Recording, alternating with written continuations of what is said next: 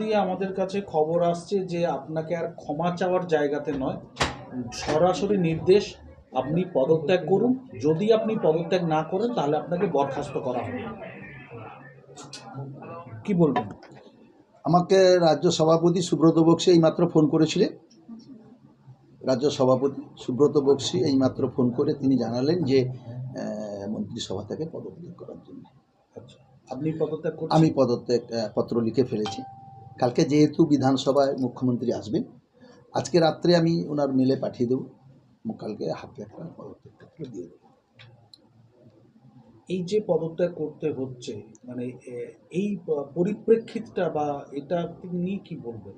না, আমি এতে কোনো অনুতপ্ত নয়।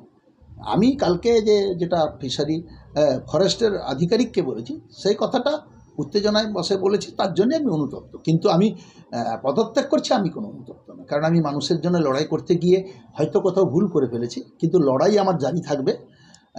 আমি যেহেতু দল আমাকে নির্দেশ দিয়েছে, মুখ্যমন্ত্রী নির্দেশ দিয়েছে, তার জন্যে আমি মন্ত্রিসভা থেকে কালকে পদত্যাগ করছি।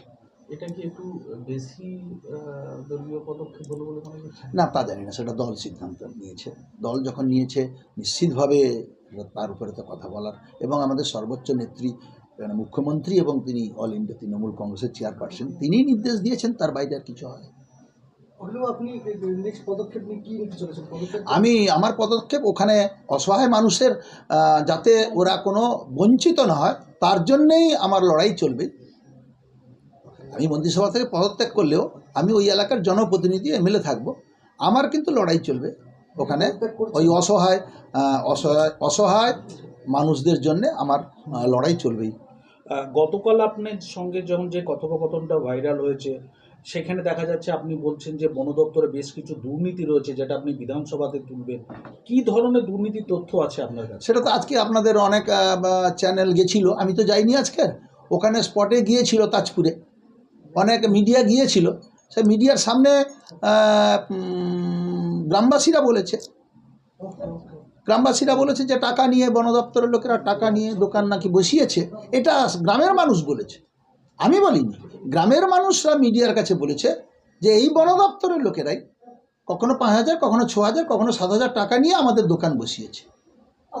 তার মানে বন দপ্তরে দুর্নীতি হচ্ছে এবং আপনার কাছে সেই খবর ছিল, আপনি আগে মন্ত্রিসভায় জানাননি কেন, বা আপনি কি আগে কোনো পদক্ষেপ? আমি এর আগে আমার কোনো খবর ছিল না, আমি সেদিনকেই জেনেছি। আপনি ভিডিওতে বলছেন যে বন দপ্তরে একাধিক দুর্নীতি রয়েছে, যেগুলো আমরা ফাঁস করে দেব। সেটা তো কাঠের ব্যাপার বলেছিলাম, টাকার ব্যাপার বলিনি। টাকার ব্যাপারটা গ্রামের লোক বলেছে, আমি কাঠের ব্যাপারটা বলেছি।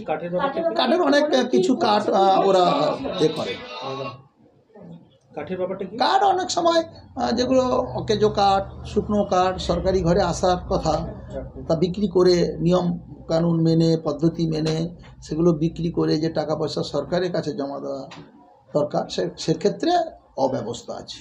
অখিলবাবু, একটা বিষয়, এই যে দল এই সিদ্ধান্ত যেটা নিল, তার সঙ্গে কি আপনার তার আগে কি আপনার সঙ্গে কোনোভাবে দল কথা বলেছে না। যে কোন পরিপ্রেক্ষিতে আপনাকে বলতে হয়েছে, বা আপনি বলেছেন, বা আপনি কেন বলেছেন? দল কি এটা আপনার কাছে কোনোভাবে জানতে চেয়েছে? না, দল আমার কাছে জানতে চায়নি, কি পরিস্থিতিতে হয়েছিল কিছু জানতে চায়নি।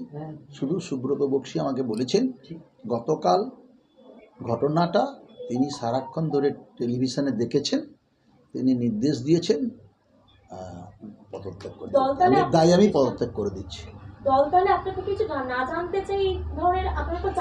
আমি সে ব্যাপারে আমি কোনো মন্তব্য করব না। আমাদের সর্বোচ্চ নেত্রী যেটা নেবেন সেই নির্দেশটাই আমাদের কাছে বহাল থাকবে। না, আমার কাছে না, আমার কাছে কি অপশন ছিল? কিছুই অপশন ছিল না। না, এই কথা বলা হয় না। না, আমাকে বলা হয়েছিল যে মুখ্যমন্ত্রী পদত্যাগ করতে সুব্রত বক্সীকে বলেছে। সুব্রত বক্সী আমাকে টেলিফোনে বলেছে তোমাকে মন্ত্রিসভা থেকে পদত্যাগ করতে বলেছে। সেটা কবে বলেছে? আজকে এই 2:30-3টার সময়। আপনি কি আগামীকাল পদত্যাগপত্র দল থেকে আসার পরে আমি লিখে ফেলেছি, এবং সেটা আমি পদত্যাগ কালকেই মুখ্যমন্ত্রীর হাতে দিয়ে দেব। কোথাও কি কঠোর সিদ্ধান্ত দল নিল, মানে এইরকম একটা বিষয়? না, সেটা দল যেভাবেই সিদ্ধান্ত নেবে সেটা তো আমাকে মেনে চলতে হবে। এটা কঠোর হলো কি নরম হলো দল বুঝবে, কিন্তু কঠোর হলে হবে। মানুষের পাশে আমি সবসময় আছি, এবং ওই অসহায় মানুষরা যাতে কোনোভাবে কোনোভাবে যারা বঞ্চিত না হয় সেসব ব্যাপারে আমি তাদের পাশে সবসময় থাকি। তৃণমূল কংগ্রেসের প্রথম দিনের সৈনিক, কংগ্রেসেরও একই সঙ্গে মমতা বন্দ্যোপাধ্যায়ের সঙ্গে আপনি রাজনীতি করেছেন। দীর্ঘ এত বছর রাজনীতি জীবনে এতবারের বিধায়ক, এতবারের মন্ত্রী, তারপরে এই ধরনের সিদ্ধান্ত একটা কোথাও কি একটু কষ্ট না লাগছে? আমি তো দলের বাইরে নয়, আমি যতবারই এমএলএ হই না কেন দল আমাকে টিকিট দিয়েছে, এমএলএ করেছে, মন্ত্রী করেছে, মুখ্যমন্ত্রী, তো তার বাইরে তো আমি কোনো যেতে পারি না। আমি নিশ্চিতভাবে সেই কথা আমি মেনে চলব। মুখ্যমন্ত্রীর সঙ্গে কি কথা বলবেন আপনি? না, আজকে কোনো কথা বলবো, কালকে পদত্যাগপত্র দেওয়ার সময় কথা বলবো। গতকাল থেকে এই যে পরিস্থিতির সম্মুখীন হতে হলো, ঘরে বাইরে একটা চাপ তৈরি হলো, দীর্ঘদিনের রাজনৈতিক ব্যক্তিত্ব আপনি, পূর্ব মেদিনীপুর, অবিভক্ত মেদিনীপুরের তৃণমূলের সৈনিক, দলের প্রতি কি এটা কি দল প্রতি আপনার প্রতি বেশি একটু কড়া? কোনো নিয়ম কারণ আমি ভেঙে থাকি, দল তো সর্বাগ্রে। আমার জন্য হয়তো দল ক্ষতিগ্রস্ত হচ্ছে, আমি এভাবে মন্ত্রিসভায় থেকে এই যে কাজকর্মগুলো করছি, দল হয়তো ভেবেছে যে এটা দলের ভাবমূর্তি নষ্ট হচ্ছে, সরকারের ভাবমূর্তি নষ্ট হচ্ছে, তাই সরকার এবং দল তাই সিদ্ধান্ত নিয়েছে, আমাকে সরিয়ে দিয়েছে, মানে পদত্যাগ করতে বলেছে। তার জন্য তো এটা আমাকে মেনে চলা উচিত। বসুক না কেন, সেটা তো বেআইনি হয়। বা বেআইনি পরিস্থিতি অনুযায়ী কিছুটা কনসিডার করা উচিত ছিল ফরেস্ট ডিপার্টমেন্টকে। 22টা ফ্যামিলি, আমি বলেছিলাম যে আপনারা তো এসি ঘরে বসে থাকেন, ওখানে চালান, অফিস চালান, আর এখানে লোকেরা অসহায়, যারা জীবন পাত করে সমুদ্রে যখন বাঁধ তৈরি হয়নি, যারা জীবন পাত করে ওখানে বসবাস করে, তাদের ব্যাপারটা ভেবে থাকা দরকার। এটা মানবিকতা একটা থাকা দরকার। মুখ্যমন্ত্রী তো মানবিক হতে বলেছেন, বিবেকবান হতে বলেছেন। তিনি তো নিজে বলেছেন যে আপনারা বিত্তবান না, বিবেকবান চাই। তো বিবেক কোথায়? ফরেস্ট ডিপার্টমেন্টের বিবেক কোথায় গেল? ডিএফওর মানবিকতা কোথায় গেল? 22টা দোকান আজকে তারা কাঁদছে, রাত্রিবেলা করাত দিয়ে বাঁশ কেটে দিয়েছে। যে কোনো পরিস্থিতির মোকাবিলা করতে আমি প্রস্তুত। এই করাত কি বনেও চলছে, জঙ্গলেও চলছে? কোথায়? জঙ্গলেও কি, জঙ্গলে কাটার জন্য বন দপ্তর কি এই দুর্নীতিতে সামিল হয়েছে? আপনার কাছে এমন তথ্য রয়েছে? আমাদের দোকান করাত দিয়ে কেটে দিয়েছে বন দপ্তরের কর্মী। বলছি দুর্নীতি, আপনি বলছেন কাঠ কেনা বেচা হচ্ছে, দুর্নীতি হচ্ছে, দুর্নীতির প্রসঙ্গ পরে বলবো বলেছে, এখন আর দুর্নীতি এই তথ্য কি আমার কাছে আছে, তখন আমি দেখিয়ে দেবো, যখন পরে দরকার পড়বে আমি সেটা দেখাবো। দুর্নীতি তো একটা হয়েছে, অর্থনৈতিক দুর্নীতি তো গ্রামের মানুষরা বলেছে, সেটা আমার মুখ থেকে শোনা কোনো দরকার নেই। অখিলবাবু, এই যে পরিস্থিতিটা হলো, এর পেছনে কি মনে করেন অন্য কোনো রাজনৈতিক কারো চক্রান্ত বা উদ্দেশ্য? না আমি এটা মনে করি না কোনো চক্রান্ত উদ্দেশ্য, অন্য কোনো রাজনৈতিক উদ্দেশ্যে অন্য কেউ করলে মুখ্যমন্ত্রী তাদের কথা শুনবে, আমি এটা বিশ্বাস করি না।